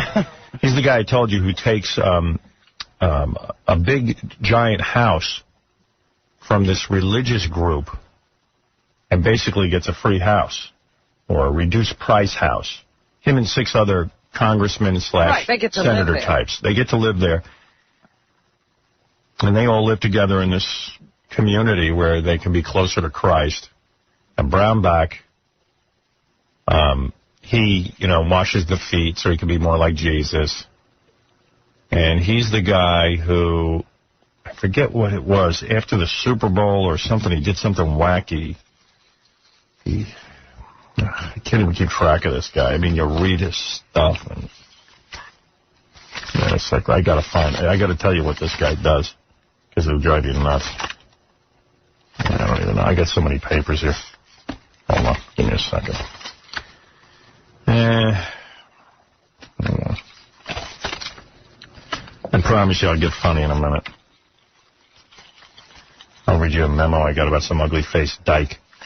That'll make you happy. Yeah, it's just funny stuff. A UFD? I don't know. What about Senator Brownback that I want to tell you? God damn. He's got some resume, this guy. He's like complete extremist, religious nut. But I don't remember what it was. I read so much about him yesterday. I was all charged up. When I come in, I'm fuzzy. I don't have a good retention. I guess I don't have it. Should give up. Anybody know what I'm talking about? I'll find it during the commercial when I'm done with it. But anyway, this guy Brownback is just bad news. So he's the guy who I think proposed. I don't know what he proposed. Oh, he's the guy who wrote all the letters to 𝗦𝐵𝐶𝗲. Right. That's what I'm thinking of. I just can't remember what else he did. He's the guy who writes. He's a United States senator who writes to private businessmen telling them to fire me and to clean up their act. Now, when has a United States senator gotten that involved? This guy doesn't get involved with corporations that are polluting the air. He doesn't get. This is who he's writing to. This is his thing. He thinks somehow he's Jesus-like if they get me off the air. So Senator Brownback, in order to help his cronies in the Senate feel good about themselves so they didn't have to vote for higher indecency fines, he piggybacked an indecency bill right onto the back of a military spending bill. So the Senate voted on a military spending bill and shoved into the bill. Don't ask me how they do this. Well, they do this with a lot. They do this all the time. Yeah, I know, but don't ask me how they do it, because you don't know how, then a senator has no sort of, I was voting for the military spending. Right. That just happened to be there. The Senate voted 99-1 to increase indecency fines. Now, before, if I said something, quote-unquote, dirty, like nipples, I would be fined, or the station would be fined, $27,500. That was the maximum fine you could get. Right. So now Senator Brownback, in an attempt to be the great senator that he is from Kansas, and to win a seat in heaven again. Yeah, and to be more Jesus-like, has gotten them to, each fine now can be up to, I think, $300,000. Was that it? I thought it was maybe $500,000. $500,000. Yeah, I'm not sure. Something like that. $500,000, I think it is. So every time I utter something that Michael Powell doesn't like, who is the son of Colin Powell, Jr., who's not an elected official, who doesn't sit on any jury, who's just some dude. Him and his pals at the FCC, whenever they think I've done something dirty, like, say, nipples, they can fine me now $500,000. Well, that's not really true. Tell me what I'm saying wrong. The House has another bill that was passed that makes it $250,000. So now the Senate and the House will have to get together and try to make, compromise and come up with a new number between their $250 and $500, so they determine exactly what the fines will be. Well, why not make it $10 million and just bankrupt all the radio companies? Well, that would be another whole legislative process. They'll just get together on this. Why stop at $300,000? You know that toxic polluters, I'm talking about companies that dump chemical waste into our oceans, lakes, and streams, are fined less money? Yeah. Okay? Yeah, things that could poison you. See, this is what's making me mental. Senator Brownback doesn't give a rat's ass about the environment. And never called one of those companies about a particular employee who was dumping. Yeah. If just once Senator Brownback looked into who was actually physically dumping the toxic waste into my water, I would say, you know what a good guy. But he won't, because he's on the payroll. He takes money from religious groups. Your children are eating fish laced with mercury in this country, but they don't want to hear about nipples? Holy mackerel, what am I going to do with this? I don't even agree with the fine or the people suing McDonald's about the food they eat there. Right. But, boy, did Congress get together really quick and protect McDonald's. Oh, yeah, they made sure no one can sue them. So kids are going to McDonald's and becoming obese. They're feeding them supersized French fries, cheeseburger, hamburger, loaded with salt, and then a supersized drink. Yeah, the sugar and salt to the 32-ounce big gulp or whatever they call their big drink, full of sugar. Yeah. I mean, it's unfreaking believable. What's going on? They're protected. They got very busy, and protected them from the courts. The bottom line, my friend, I'm not talking to you, I'm talking to my friend over here. He's listening to me on the radio. The radio friend. My radio friend. The bottom line, my friend, is that we are so off the air. Yes, because the thing that you're not saying is those bills that were passed in Congress, they are the ones that say you can find the broadcaster. Oh, as well. I didn't know that. Oh, yes. That was passed in Congress? The House, it was all in the same bill. The fines and the right to fine you were all in the same bill. Then today is my last show. Wait, as of right now? Well, they're not a law yet. When do they become law? When the president signs them. Well, there's my rub. Guess who's out to get me? G.W. Bush. Wow. The biggest nitwit on the planet. The biggest dummy who sat there for 7 minutes while the World Trade Centers were being bombed and sat and read to children and didn't hop up and say, uh-oh. While the rest of us were running to our television sets realizing the impact of the situation, our president sat in a schoolroom while his aides told him, Mr. President, there's airplanes coming toward the Pentagon. There are airplanes hitting the World Trade Center. And that moron sat there. That's the guy. You think I stand a chance? Of course not. That's the guy who won't allow stem cell research. I mean, won't allow Alzheimer's patients to get help. Holy mackerel, are we doomed. You guys can pack up the bags now. I was going to say, so in other words, that bill we've been worried about, that passed. Yeah. That passed the House, Robinson. It passed the House and the Senate. The Senate, because the individual fines. The Senate, it was all the same bill, Howard. It was fines and the right. Hold on. Dominic says we're wrong. Let's see. I'm Dominic, I don't think you're right about that. No, what happens is now both houses have passed a bill. Go ahead. One got piggybacked on top of the military bill. Yeah. Right.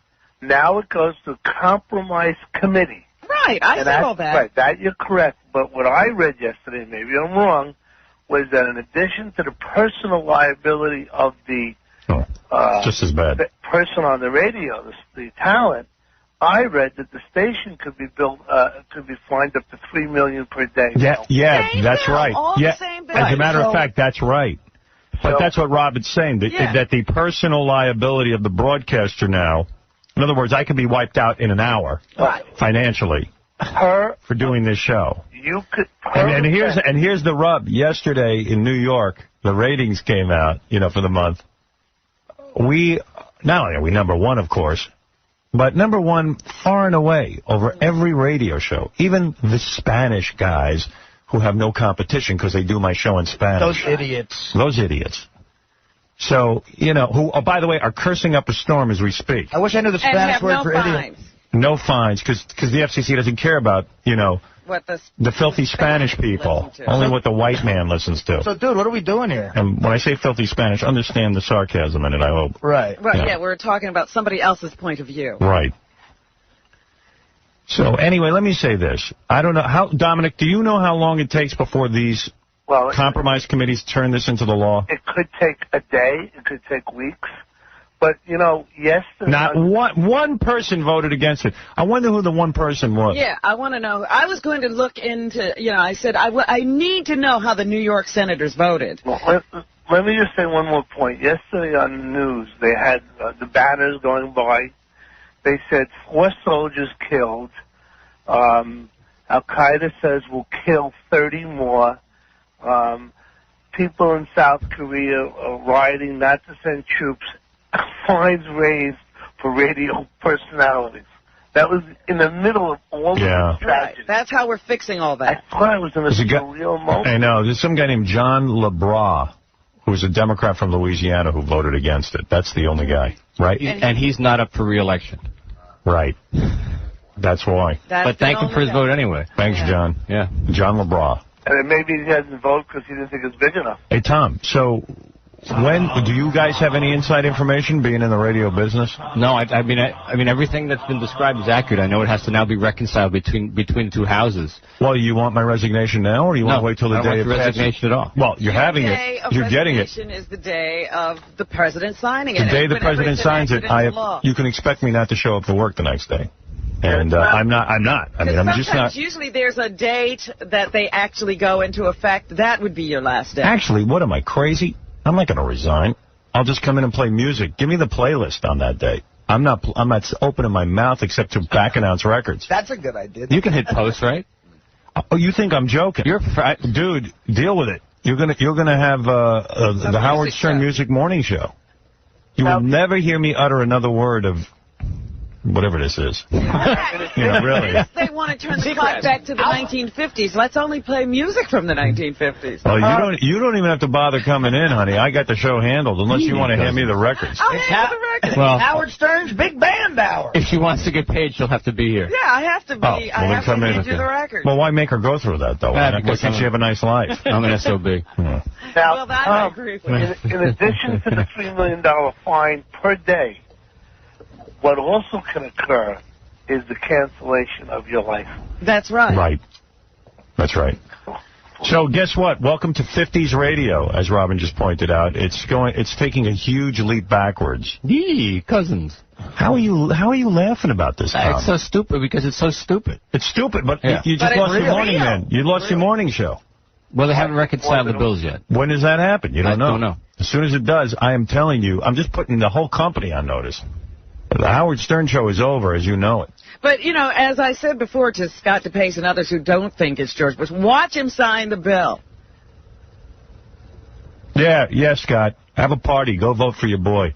Oh, you know. He's a good man. He's a good man. I'm sorry. You can't. Just because we're all going to lose our jobs don't mean. Well, crap. I'm sure the E show. I told you 1,000 times if he signs that bill, I won't vote for him. Oh, but what? But how about 20 million other reasons, dude? Yeah, right. I don't have a problem with the other reasons. Wake up. Stem cell research? I mean, stem cell research is very legal. There's not enough supply. It is legal. The battle is over whether you're going to use government funding. That's the whole battle. No, it's not whether it's legal or not. No, it's not. It's allowing people to farm new stem cells. That's untrue. That's not what I hear. That's untrue. That's what you hear. What do you hear? Rush Limbaugh. My friends. I hear about it. It's whether the government will support funding for the new lines. Well, anyway, you know what? It hardly matters. Vote for Bush. You know what? Listen. It doesn't matter. Dude, you know that we have taken a turn back to this ungodly era in our history of We've complete never had censorship. an era like this where you're tying your religious beliefs to your secular employment. This is it's a cowardice way to get this through, too. The fact that they tacked it onto that military bill. Right, nobody has to stand up and say they are. And I don't want to bring Reagan's name up, but he fought for a line-item veto, and the problem is he's not the president. I know, but the Supreme Court in 98 or 96 said that was unconstitutional. Yeah, but the point is he would never line-item veto this anyway. Well, you can't say that. You don't know. Oh, come on. Scott, you're ridiculous. Reagan would. You're ridiculous, Dominic. Because not only are you wrong about federal funding, every hospital in the United States has some sort of federal funding, and that funding will be cut off. Every hospital has some sort. Well, what about private funding and all that? Look, get a job in a drug. You're going to be working in a grocery. You're and Greg, getting you can always turn off the show. Turn it off. If you don't like it anymore, don't listen. Yeah, and do me a favor. We love your show. There's other shows that don't get in trouble at all. I mean, they are. Find one of them. You got Z100 with they got very light banter, and it's terrific. I'm telling you. I mean, you will never be offended. Well, more importantly, complain to the people who have forced the show to change. Write a letter to your senator. Write a letter to your member of the House. No, he's going to complain to the FCC. us. Let them know that you don't like what we've been forced to do. Have you ever gotten political and written a letter about this or talked to anyone about it? I'm very political. No, you talked to us. No, he didn't answer your question, Howard. Did you hear the question? I'll stop talking politics if you take action. Take action for you? Yeah. For me. No, for you. Yeah, for me. What I'm trying to say is that part for of your rights. Audience doesn't agree with you. But doesn't agree that they like the show. My audience doesn't agree that they like the show. That's what you're saying. No, nobody's saying that. I'm just saying that. Well, if you like the show and you want it on the air, it's going off the air. Do you understand that? And it's because of politicians, nothing else. My sponsors are in place. We make more money for the company than any other show. We have the #1 ratings. Politicians are taking the show off the air, and you still don't see what I'm talking about. Who do you think is taking off the show? Who do you think is doing this? Why do you think we're changing? Why do you think we do this all morning? It's sad to listen to it all. Yeah, but why do you think it's happening? Answer a question, you nutcase. Sorry, Robin. Hang up on that busboy. Wait a second. I'm gonna get through to you for a second. You got no shot. You don't like this.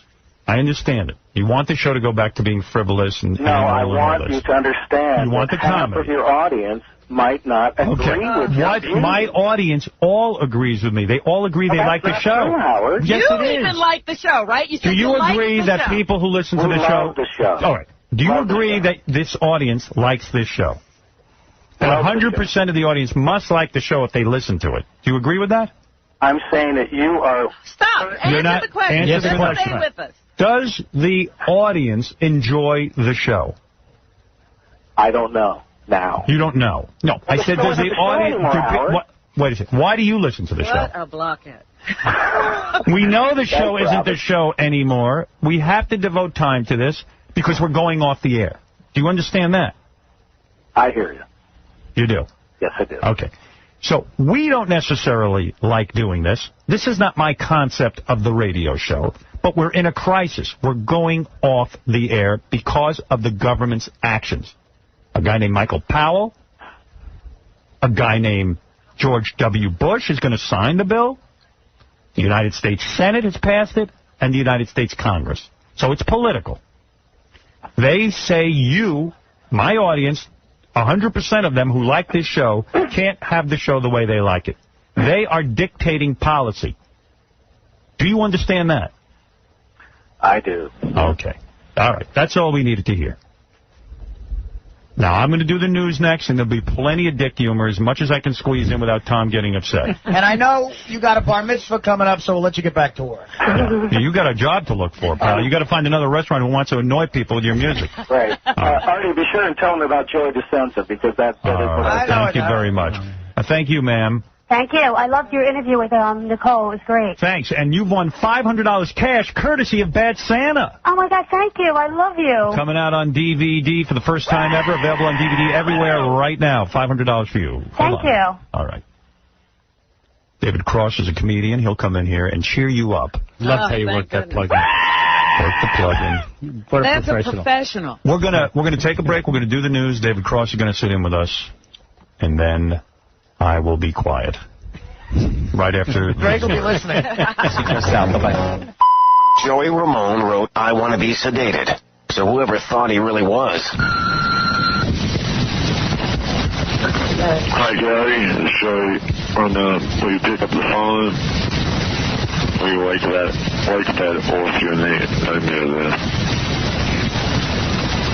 What comes to my name there?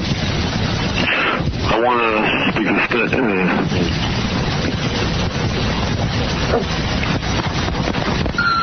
The preceding message was brought to you by Jack Daniels and Mr. Jim Beam. You're listening to a man who falls apart from just looking at a liquor ad. Howard Stern. 95X. This is The Howard Stern Show. All right, Gary, you bring in David Cross. We'll wait for him for the news. Yes, Diane, what's up? Hi, my name's Diane. I'm married. I'm a housewife. And my husband's always like, oh, women always have feelings for other women. And I was like, never, never, never. But when I saw Beth last night, I think I changed my mind. You have sexual feelings for her? She's beautiful. That interview, oh, my God. She was on the E! Show last night. I don't know if you're aware of that, I Robin. watched it last night. Yes, I am. I don't know what you're aware of over there. I have no idea. She was on the E! last night. It was great. I had sex with her last night. Oh, really? I did. I'll admit it. You're a very lucky man. That's right. And she dreamt about her last night. And she loved it. Oh, I loved it anyway. Anyway, she's beautiful, and that interview was great. All right, well, there you go. Is that guy going to ever be on again who interviewed her? He was excellent. Was it Chauncey or Sal? Sal, yes. Interviewed Beth, that's right. Sal is a leading contender for replacing John on Win John's Job, or whatever we're calling it. And sometimes we forget Shuley's been over. Is, for replacing Stuttering John's job. That's right. Oh, well, you should hire him. He was excellent. Well, be sure to vote for him when the voting comes up then. When is that? Next week, I think. Okay, I will. All right, baby. All right, bye-bye. Now, David, what sexual feelings are you having right now? Well, I came in late to this. I just sat down and I heard a woman's voice. She had a sex dream about my girlfriend. Mm-hmm. And I would let you smell my fingers, but what's your girlfriend look like? She's good looking. Yeah. Oh yeah. Oh yeah. I know. Looking at me, you think I can't get a good looking girl. Well, I've seen what you've gone out with, so that's just a matter of fact. But I like this place. It's nice and cozy here. Yes, the studio is cozy. Yeah, it's very nice. We're not getting too used to it, though. We don't think we're going to be here much longer. Yeah, don't expect us to be here much longer. You're gonna go back to your roots, a little DIY pirate radio.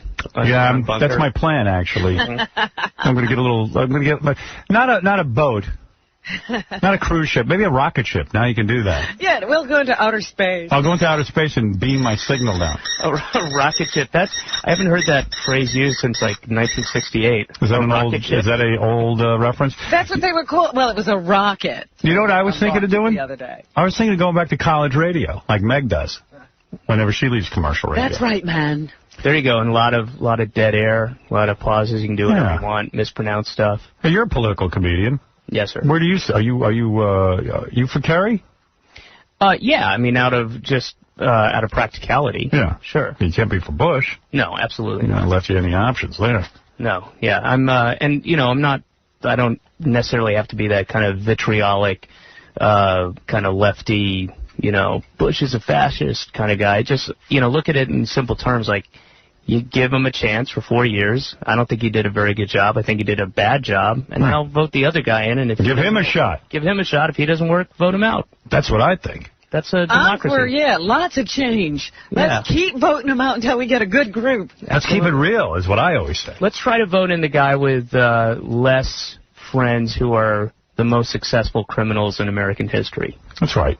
The guy with less of those friends, I think is... Hey, you tried to do a concert. You were trying to put together a concert, like a comedy performance. But you were saying you can't book a Clear Channel venue during the convention. That's true, yeah. Well, these people approached me. I'm going to put together the show on August 31st at the Beacon Theater. Right. Just, you know, bands, comics, and speakers and stuff. And during the Republican National Convention, Clear Channel, which is owned by Tom Hicks, who's one of Bush's business partners, who, you know, very right-wing, religious. Yeah. Well, that's why they fired me. Yeah, exactly. Yeah. And it's gonna you're the top domino. It's all gonna start spreading. And I hope people understand that. They don't seem to. I was listening to that. Yeah, one guy doesn't understand it. He, you know. Yeah, he might have been emotionally upset because he lost his job over at the Crescent. The Crescent something. Because Clear Channel came in and, you know, bought it up and said, I don't like your lame acoustic guitar work. But what's happening during the Republican... So the Clear Channel has bought up or taken all the Republican National Convention is taking over all the Clear Channel venues, and they're going to have them as a little outpost for young Republicans or whatever it is. So there's no music. Yeah, that's true. For the whole 4 days. Well, that's what Bruce Springsteen is saying. He might do a concert. Well, actually, Bruce isn't saying that. Somebody wants Bruce to do that. Oh, he's not saying it? Yeah. Now, there's probably about 50 musical acts in this country that really are the mainstay of Clear Channel's business. Like, the guys who make big money in concerts are mostly classic rock acts. Eagles, Springsteen, Who, Rolling Stones. Those kind of acts. Those guys got plenty of money. They could all stand up to Clear Channel and say, look, we're not doing your shows anymore. But actually what they're doing now is just doing the concerts for money. Yeah. Yeah, well, that's very true. We all have no... I mean, although Pearl Jam's kind of cool, they say no to Clear Channel, I think. They do. They do. They absolutely do, yeah. Right. And I know they're going off and doing a couple months in swing states, you know, doing tours. Good. Yeah, that's what this show at the Beacon Theater is going to kick off, is it's with this organization called Music for America and Involver, and it's going to kick off a bunch of shows in the swing states. Oh, that's good. Voter registration thing. No. You want to do some news with us? You seem to know what's going on. Let's do it. All right. David Cross's new album, It's Not Funny, is available in stores now, and see David on Arrested Development Sunday nights at 8:30 on Fox. So you're on a TV show.